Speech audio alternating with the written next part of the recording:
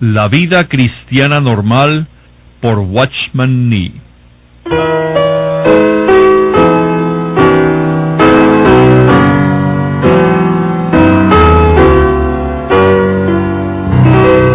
La vida cristiana normal, capítulo 1. La sangre de Cristo. ¿Qué es la vida cristiana normal? Comenzamos bien al hacernos esta pregunta porque este estudio tiene el objetivo de demostrar que la vida cristiana normal es muy distinta a la vida cristiana ordinaria. Sin duda, un análisis de la palabra escrita de Dios, por ejemplo, el Sermón del Monte, nos conduciría a preguntar si tal vida existió en la tierra, excepto por la vida que llevó el Hijo de Dios. No obstante, la respuesta misma se halla en la excepción que se acaba de mencionar. En Gálatas 2:20, el apóstol Pablo nos define en sus propias palabras lo que es la vida cristiana. Ya no vivo yo, mas vive Cristo. Pablo no nos está declarando algo especial o algo fuera de lo normal, o sea, una vida cristiana superior, sino que en nuestra opinión nos está presentando la norma que Dios exige del cristiano, la cual podemos resumir en las siguientes palabras: ya no vivo yo, mas Cristo vive su vida en mí. Dios nos dice claramente en la Escritura que Él tiene una sola respuesta para todas nuestras necesidades, y esta es su Hijo Jesucristo. En todo lo que Dios hace con nosotros, Él obra quitándonos de en medio y sustituyendo a Cristo en nuestro lugar. El Hijo de Dios murió en nuestro lugar con el fin de que recibiéramos perdón, y al mismo tiempo Él vive por nosotros para que seamos liberados. Por lo tanto, podemos decir que tenemos dos sustituciones, una en la cruz, la cual nos asegura el perdón, y la otra, una sustitución interna, la cual nos asegura una vida victoriosa. Recibiremos una gran ayuda y no estaremos confusos si tenemos presente el hecho de que la única respuesta que Dios tiene para todas nuestras preguntas es revelarnos a su Hijo.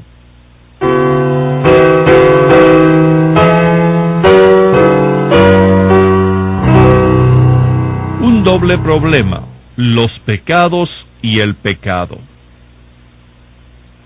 En nuestro estudio de la vida cristiana normal, analizaremos como punto de partida el gran tema que está presente en los primeros 8 capítulos de la epístola de Pablo a los romanos, lo cual lo estudiaremos desde una perspectiva práctica y subjetiva. Ante todo, dividiremos esta sección en dos partes y resaltaremos algunos de los diferentes temas tratados en ellas. Los primeros 8 capítulos en sí forman una unidad, de manera que los primeros 4 capítulos y medio, del 1:1 al 5:11, componen la primera mitad, y los últimos 3 y medio, de Romanos 5:12 al 8:39, es la segunda. Si los leemos cuidadosamente, veremos que el tema tratado en cada mitad es distinto. Por ejemplo, vemos que la palabra pecados, en plural, sobresale en la primera sección, mientras que pecado, en singular, aparece repetidas veces en la segunda. ¿A qué se debe esto? Y claro, esto es debido a que la primera mitad trata de los pecados que yo he cometido ante Dios, los cuales son numerosos, mientras que la segunda parte trata del pecado que como ley obra en mí. Así que no importa cuántos pecados cometo, todos ellos se deben a la ley del pecado. Por lo tanto, no solo necesito ser perdonado de mis pecados, sino también debo ser liberado del poder del pecado. El primero está ligado a mi conciencia, mientras que el segundo está ligado a mi vida. Es posible que se me perdone todos mis pecados. Sin embargo, debido a mi pecado, sigo sin tener paz espiritual. Cuando Dios me ilumina con su luz, lo primero que pido es perdón. pues sé muy bien que he pecado ante Él. Sin embargo, una vez que he sido perdonado, veo que no solo he cometido pecados ante Dios, sino que hay un mal en mí. Descubro que soy por naturaleza pecador, ya que existe en mí la inclinación de pecar y un poder que me arrastra a ello. Entonces, cuando este poder estalla, cometo pecados. Después, pido perdón una vez más y soy perdonado, mas vuelvo a pecar otra vez. De esta manera me hallo en un círculo vicioso en el que cometo pecados y pido perdón y después vuelvo a pecar. Yo aprecio el bendito hecho de que Dios nos perdona, pero necesito más que eso. Necesito ser liberado. Necesito el perdón por los pecados que he cometido, pero también necesito ser liberado de lo que yo soy. La doble solución de Dios, la sangre y la cruz. Hasta ahora hemos visto dos aspectos de la salvación presentes en los primeros 8 capítulos de Romanos. Primero, somos perdonados de nuestros pecados y segundo, somos liberados del pecado. No solo debemos tener presente este hecho, sino que debemos ver otra diferencia. En la primera sección, del 1 al 8 de Romanos, se nos menciona la sangre del Señor Jesús en 2 ocasiones, en 3:25 y 5:9. En la segunda parte se nos presenta a partir del 6:6 un concepto nuevo, y este es que hemos sido crucificados juntamente con Cristo. El tema desarrollado en la primera sección gira en torno a la obra que el Señor realizó al derramar su sangre para justificarnos y perdonarnos de nuestros pecados.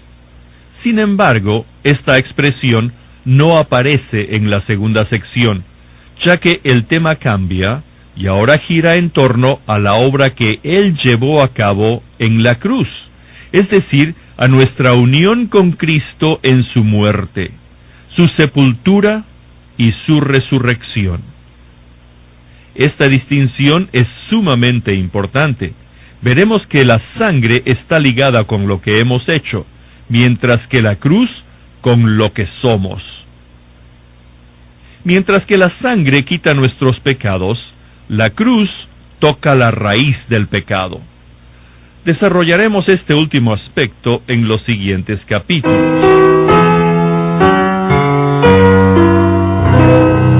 El problema de nuestros pecados.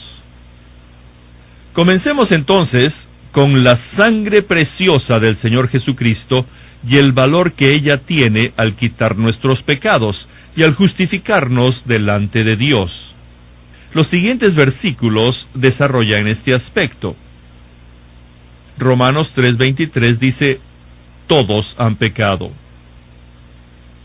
Romanos 5:8 y 9 dicen, mas Dios muestra su amor para con nosotros, en que siendo aún pecadores, Cristo murió por nosotros. Pues mucho más, estando ya justificados en su sangre, por medio de él, seremos salvos de la ira. Y Romanos 3 del 24 al 26 dice, siendo justificados gratuitamente por su gracia, mediante la redención que es en Cristo Jesús, a quien Dios ha presentado como propiciatorio por medio de la fe en su sangre, para la demostración de su justicia, a causa de haber pasado por alto en su paciencia los pecados pasados, con mira de demostrar su justicia en este tiempo, a fin de que Él sea justo, y el que justifica al que es de la fe de Jesús. Después en nuestro estudio tendremos suficientes razones para examinar el verdadero significado de la caída y la manera de ser recobrado de ella. Por ahora, recordemos que cuando el pecado entró en el hombre, se manifestó en forma de desobediencia hacia Dios, y que cuando esto ocurre, habrá inmediatamente un sentimiento de culpabilidad. El pecado que ha entrado en el hombre como desobediencia ha creado, en primer lugar, una separación entre Dios y el hombre, y éste se apartó de Dios, por lo que ya no puede tener comunión con el hombre, pues hay ahora un obstáculo que la Escritura llama pecado. De esta manera Dios dijo en primer lugar que todos están bajo pecado. Y segundo, el pecado que se halla en el hombre, lo cual constituye en él una barrera que le impide tener comunión con Dios, produce en el hombre una sensación de culpabilidad, o sea, un alejamiento hacia Dios. Así el hombre, al ser consciente de ello, dice, he pecado. Y esto no es todo, pues por un lado el pecado también le da a Satanás la base para acusarnos ante Dios, mientras que el sentimiento de culpabilidad le da la base para acusarnos en nuestros corazones. Tercero, el acusador de nuestros hermanos es quien dice ahora, tú has pecado. Por lo tanto, para redimirnos y regresarnos al propósito de Dios, el Señor Jesús tuvo que resolver estos tres problemas: el pecado, el sentimiento de culpabilidad y la acusación de Satanás contra nosotros. Primero, tuvo que quitar nuestros pecados, lo cual fue llevado a cabo por la sangre preciosa de Cristo. Segundo, tuvo que resolver nuestro sentimiento de culpabilidad y apaciguar nuestra conciencia al demostrarnos el valor de su sangre. Y finalmente, tuvo que confrontar el ataque del enemigo y responder a sus acusaciones. La Escritura demuestra entonces que la sangre de Cristo opera eficazmente hacia Dios, hacia el hombre y hacia Satanás. Por consiguiente, si queremos avanzar, es absolutamente imprescindible y es esencial que conozcamos estos valores de la sangre. Debemos tener el conocimiento básico en cuanto a la muerte que el Señor Jesús, nuestro sustituto, efectuó en la cruz, y entender claramente la eficacia de su sangre con respecto a nuestros pecados, pues sin ello no podemos decir que hemos comenzado nuestro camino. Examinemos, pues, estos tres asuntos en más detalle.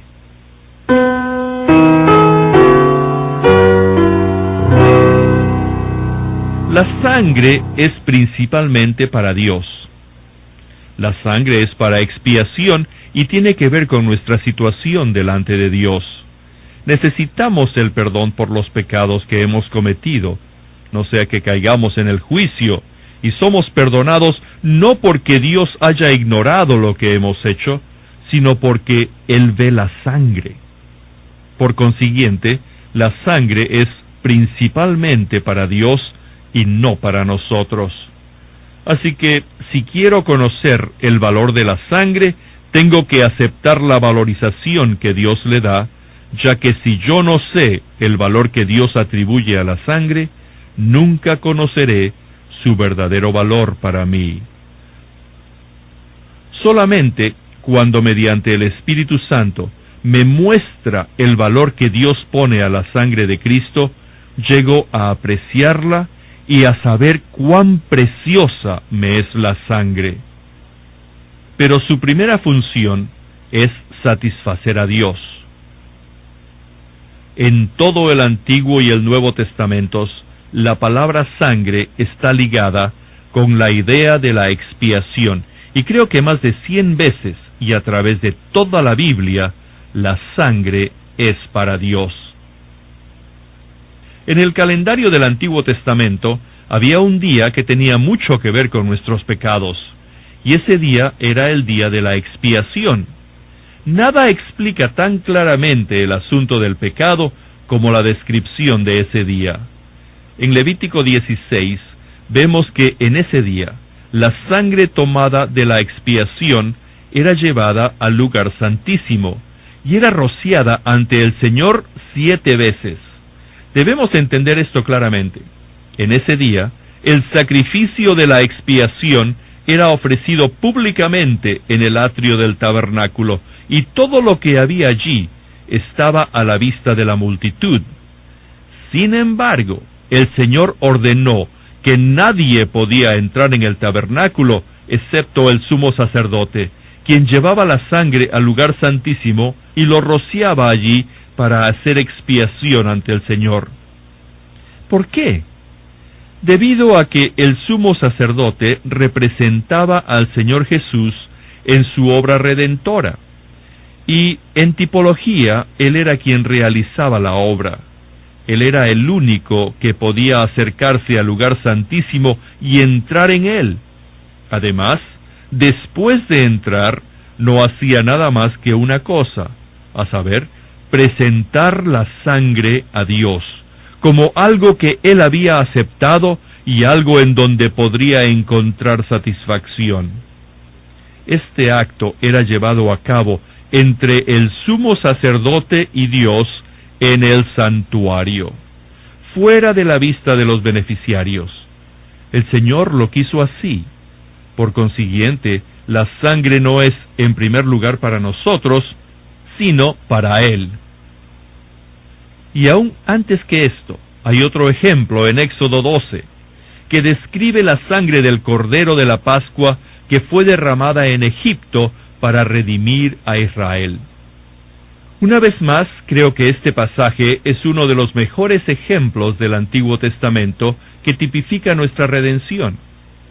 Mientras que la sangre era puesta en el dintel y en los postes de la puerta, la carne del cordero era la comida dentro de la casa, y de esta manera Dios decía: veré la sangre y pasaré de vosotros. Tenemos aquí entonces otro ejemplo que demuestra que la sangre no era para presentársela a los hombres, sino a Dios, pues la sangre quedaba en el dintel y en los postes, y los que estaban comiendo en la casa no la veían.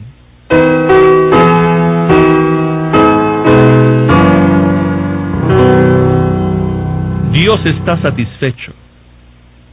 La santidad y justicia de Dios exige que el hombre lleve una vida libre de pecado. Existe vida en la sangre y ésta tiene que ser derramada debido a mis pecados. Dios es quien quiere que así se haga.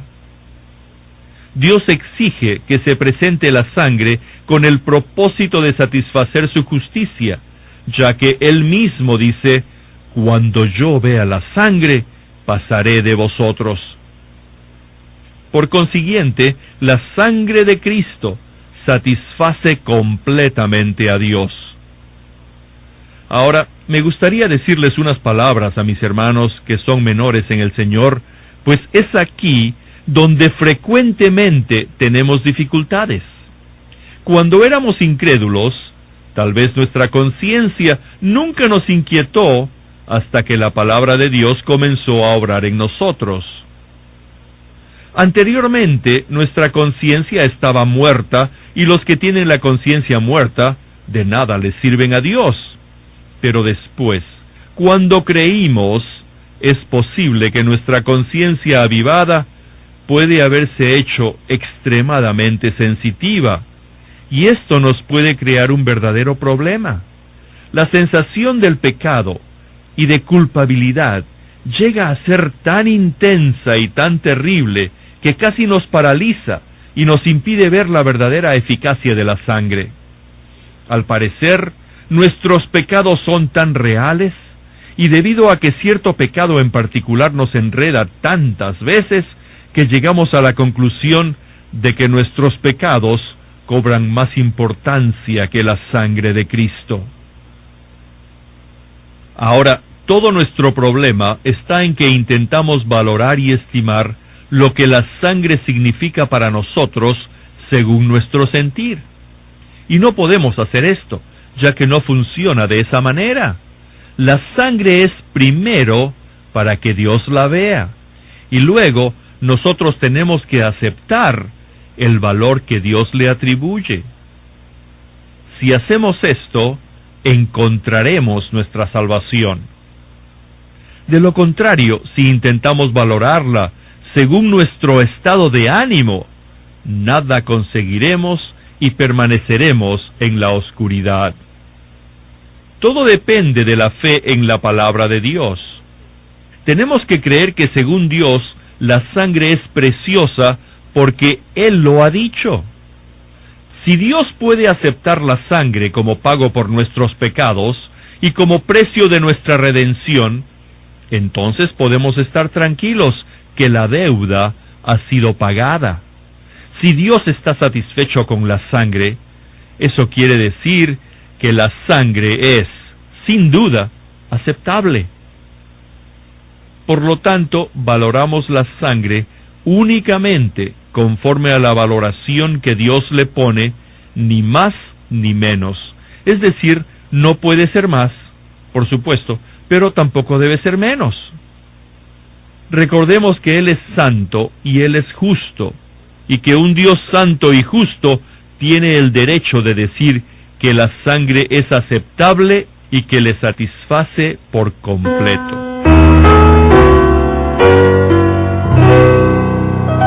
Los creyentes tienen acceso a Dios. La sangre ha satisfecho a Dios y también debe satisfacernos a nosotros. Por consiguiente, su segunda función, que es limpiar nuestra conciencia, satisface al hombre. Cuando leemos la epístola a los Hebreos, vemos que la sangre cumple esta función, pues dice que tenemos purificados los corazones de mala conciencia con la aspersión de la sangre. Este aspecto es de suma importancia. Al examinar cuidadosamente lo que nos dice este versículo, el escritor no nos dice que la sangre de Jesucristo lava nuestros corazones y punto. No, cometemos un error si ligamos el corazón con la sangre de esa manera. Al mismo tiempo, llevaría a un malentendido en cuanto a la esfera en que opera la sangre. Si oramos diciendo, Señor, con tu sangre lava mi corazón de pecado.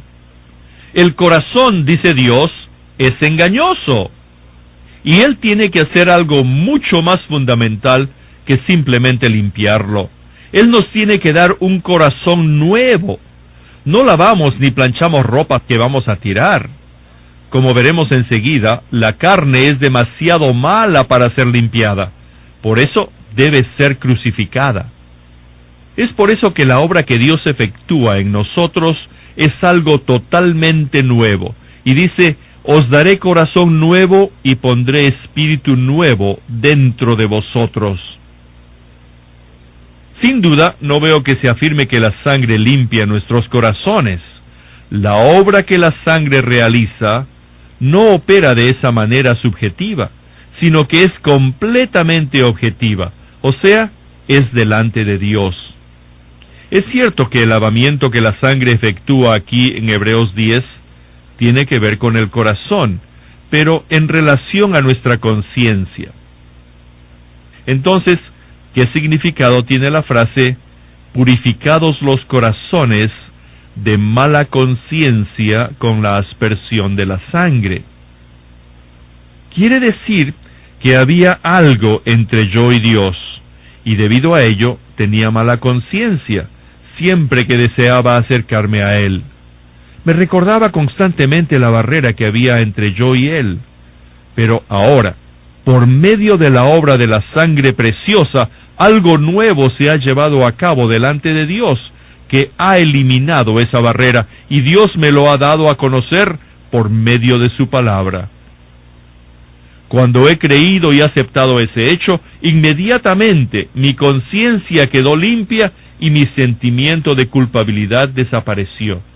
Y ya no tengo mala conciencia hacia Dios. Todos sabemos lo precioso que es tener una conciencia libre de ofensa en nuestra relación con Dios. Es esencial tener un corazón de fe y una conciencia libre de toda acusación, ya que el uno depende del otro. Apenas sentimos que nuestra conciencia no está cómoda, nuestra fe disminuye, y de inmediato sabemos que no podemos estar cara a cara con Dios. Por consiguiente, si queremos seguir avanzando con Dios, debemos estar al día con el valor de la sangre. Dios lleva cuentas a corto plazo, y nos acercamos a Él, a su presencia, por medio de la sangre cada día, cada hora y cada minuto. Ella nunca perderá su eficacia como nuestra base de acceso si le echamos mano. Por lo tanto, cuando entramos en el lugar santísimo, ¿en qué nos basamos para atrevernos a entrar, si no es por medio de la sangre?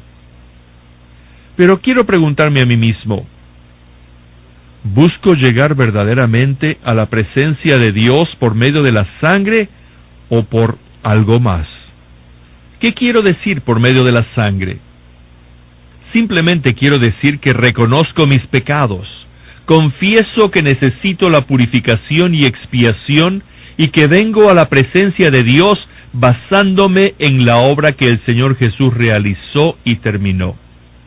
Así me acerco a Dios, basándome únicamente en su mérito y nunca en mis propios logros, como por ejemplo el haber sido muy bondadoso o paciente hoy, o el haber hecho algo por el Señor esta mañana. Vengo a su presencia únicamente por medio de la sangre todo el tiempo. La tentación que muchos de nosotros enfrentamos cuando vamos a la presencia de Dios es pensar que el hecho de que si Dios ha estado obrando en nosotros y tal vez nos ha llevado a experimentarle más a fondo y nos ha enseñado lecciones más profundas en cuanto a la cruz, es el pensar que ahora Él tiene nuevas normas para nosotros y que solamente cumpliéndolas podemos tener una conciencia libre delante de Él. Pero no es así, no, de ninguna manera. Nunca se obtiene una conciencia limpia basándose en nuestros logros, sino en la obra que el Señor realizó al derramar su sangre. Tal vez esté equivocado, pero siento que muchos de nosotros pensamos de esta manera. Bueno, hoy he sido un poco más cuidadoso, he progresado un poco, esta mañana he leído la palabra de Dios con más dedicación y por lo tanto puedo orar mejor. O algo así como, hoy he tenido dificultades con la familia. He comenzado mi día sintiéndome melancólico y deprimido. Ahora mismo no me siento muy animado. Debe ser que algo anda mal. Así que debe haber algún obstáculo para que yo no vaya a la presencia de Dios. Entonces, ¿en qué se basa usted para acercarse a Dios? ¿Va usted a la presencia de Dios basándose en su inestable sentimiento o en algo que usted siente haber logrado para Dios? ¿O se basa en algo más seguro, a saber, el hecho que la sangre ya ha sido derramada y que Dios ve esa sangre y está satisfecho? Por supuesto, si fuera posible imaginarse que la sangre podría sufrir un cambio, la base en que usted se acerca a Dios podría ser menos confiable. Pero la sangre no ha cambiado y nunca cambiará.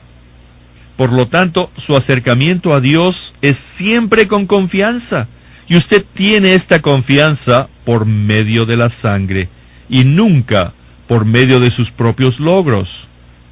No importa la medida del logro que tuvo hoy, ayer o anteayer, tan pronto que usted entra en el lugar santísimo, inmediatamente tiene que basarse en la única y segura base, que es la sangre derramada.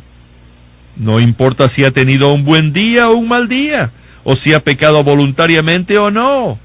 La base de su acercamiento a Dios es siempre la misma, la sangre de Cristo. Por consiguiente, la aceptación de la sangre por parte de Dios es la base para entrar, y no hay otra.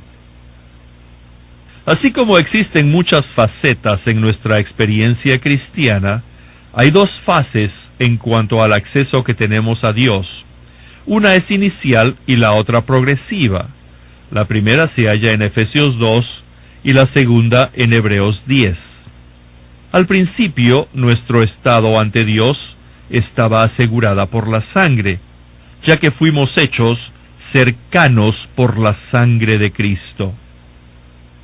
Pero después, nuestro acceso continuo todavía sigue basándose en la sangre, pues el apóstol nos exhorta, teniendo firme confianza para entrar en el lugar santísimo por la sangre de Cristo.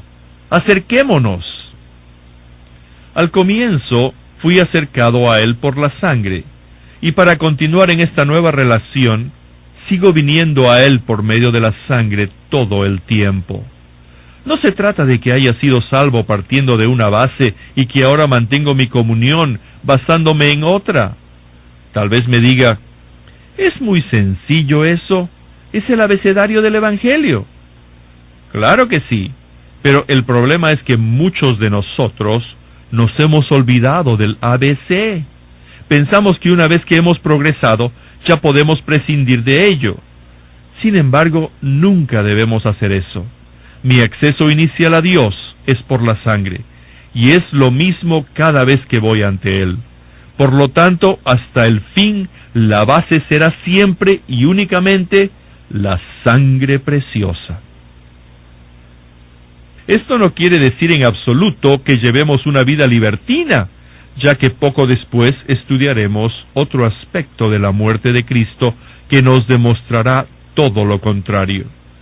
Pero en el presente debemos de estar satisfechos con la sangre, pues la tenemos y es suficiente.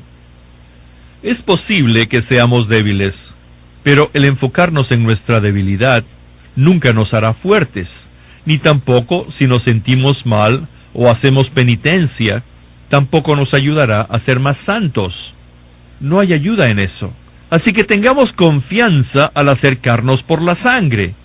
Dígale al Señor, Señor, no conozco por completo el valor de la sangre, pero sé que la sangre te ha satisfecho, así que la sangre es mi única súplica y me contenta. Ahora veo que no importa si he progresado o si he logrado algo, ya que no viene al caso. Siempre que vengo a tu presencia, mi base siempre es la sangre. De esta manera nuestra conciencia queda absolutamente limpia delante de Dios, ya que sin la sangre no hay conciencia limpia. Por consiguiente, la sangre nos da confianza. No tener ya conciencia de pecado. Es una frase extraordinaria de Hebreos 10:2. Somos purificados de todo pecado y podemos verdaderamente repetir junto con Pablo lo que dijo David: bienaventurado el varón a quien el Señor no imputa pecado.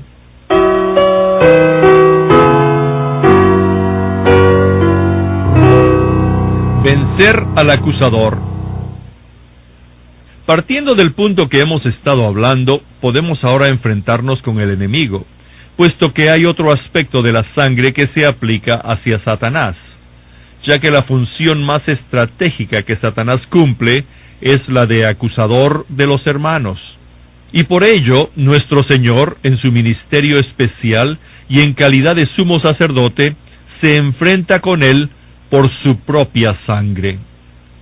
Nos preguntamos entonces, ¿cómo opera la sangre contra Satanás? Y la manera que lo hace es poniendo a Dios en el lado del hombre y en contra del enemigo. La caída puso al hombre en una situación en que dio a Satanás un lugar dentro de él, lo que resultó que Dios fue obligado a retirarse. Ahora el hombre se encuentra fuera del huerto y más allá del alcance de la gloria de Dios, debido a que interiormente él está separado y se siente extraño de Dios. Y por lo que el hombre ha hecho, hay ahora algo en él que hasta que no sea resuelto, hace que Dios moralmente no le pueda defender. Sin embargo, la sangre remueve ese obstáculo y restaura el hombre a Dios y Dios al hombre. Ahora el hombre está a favor de Dios, y puesto que Dios está a su lado, el hombre puede enfrentarse a Satanás sin temor. Ustedes se acuerdan de ese versículo en la primera epístola de Juan, y la traducción que más me gusta es la que dice así: la sangre de Jesús, su Hijo, nos limpia de todo pecado. No es exactamente todo pecado en el sentido general, sino cada pecado, cada uno de ellos. ¿Qué significa? Oh, esto es maravilloso. Dios está en la luz y andamos en la luz con Él, y todo se halla descubierto bajo esa luz, de manera que Dios lo puede ver todo. Sin embargo, la sangre nos limpia de todo pecado. ¡Qué limpieza! Esto no quiere decir que carezco de un conocimiento profundo de mí mismo, ni que Dios no me conoce perfectamente. Tampoco quiere decir que intento esconder algo o que Dios intenta pasarlo por alto. No es así. Esto quiere decir que Él está en la luz y yo también estoy en luz, y que allí la sangre preciosa me limpia de todo pecado. Por lo tanto, la sangre es más que suficiente. Algunos de nosotros, oprimidos por nuestras debilidades, hemos sido tentados a pensar algunas veces que hay pecados que son casi imperdonables. Pero recordemos que la sangre de Jesucristo, su Hijo, nos limpia de todo pecado. Así que sean pecados graves, pecados pequeños, pecados que parecen muy sucios y otros que parecen tan negros, pecados que pienso que pueden ser perdonados y pecados que pienso que son imperdonables. Sí, todos los pecados, los que nos acordamos y los que hemos olvidado, todos están incluidos en la expresión todo pecado. La sangre de Jesús, su Hijo, nos limpia de todo pecado. Y es así porque, en primer lugar, satisface a Dios. Puesto que Dios, viendo nuestros pecados en la luz, puede perdonarnos, basándose en la sangre, ¿en qué se basa Satanás para acusarnos? Satanás nos puede acusar delante de él, pero si Dios es por nosotros, ¿quién contra nosotros? Dios le señala la sangre de su amado Hijo. Esta es la respuesta suficiente que deja que Satanás no tenga apelación. ¿Quién acusará a los escogidos de Dios? Dios es el que justifica. ¿Quién es el que nos condena? Cristo Jesús es el que murió. Más aún, el que también resucitó, el que además está a la diestra de Dios, el que también intercede por nosotros. Por consiguiente, Dios contesta a todos sus desafíos.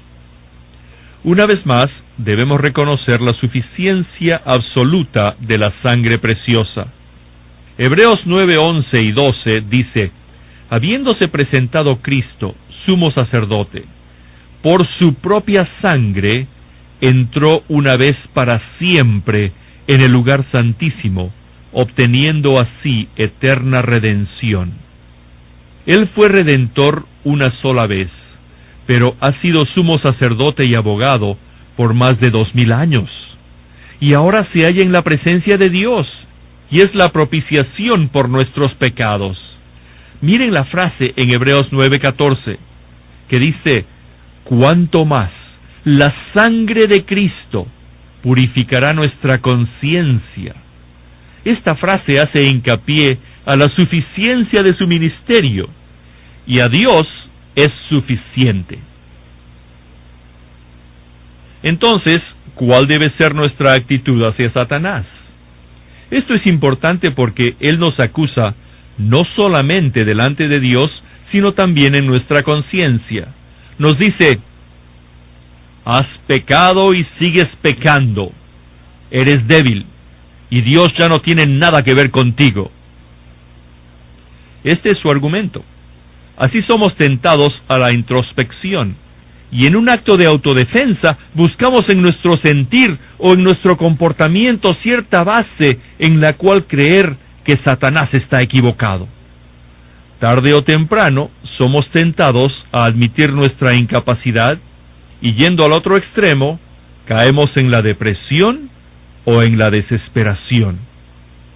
De esta manera, la acusación llega a ser una de las poderosas armas que Satanás usa, y también es la más efectiva. Él nos muestra nuestros pecados y nos acusa de ellos delante de Dios. Si aceptamos su acusación inmediatamente perdemos. Ahora, la razón por la cual aceptamos enseguida sus acusaciones se debe a que aún esperamos tener nuestra justicia propia, la cual es una base equivocada, y Satanás exitosamente ha conseguido que miremos en la dirección equivocada. Por consiguiente, él gana y nos deja inutilizados. Pero si hemos aprendido a no confiar en la carne, no nos sorprendería si pecamos, ya que pecar es la naturaleza de la carne. ¿Entiende lo que quiero decir? Debido a que no hemos llegado a apreciar nuestra verdadera naturaleza y a ver lo desamparados que somos, aún seguimos teniendo cierta expectativa de nosotros mismos, lo que da por resultado que cuando Satanás viene a acusarnos, sucumbimos. Dios no tiene dificultades para perdonar nuestros pecados, pero Él no puede asociarse con un hombre que está bajo acusación, porque no está confiando en la sangre. A pesar de que la sangre habla en su favor, Él está escuchando a Satanás. Cristo es nuestro abogado, pero nosotros, los acusados, estamos en el lado del acusador. No hemos aceptado aún que no tenemos ningún valor, excepto la muerte. Es decir, veremos después que solamente valemos para ser crucificados. No hemos visto que Dios es el único que puede contestar al acusador, y que en la sangre preciosa Él ya contestó.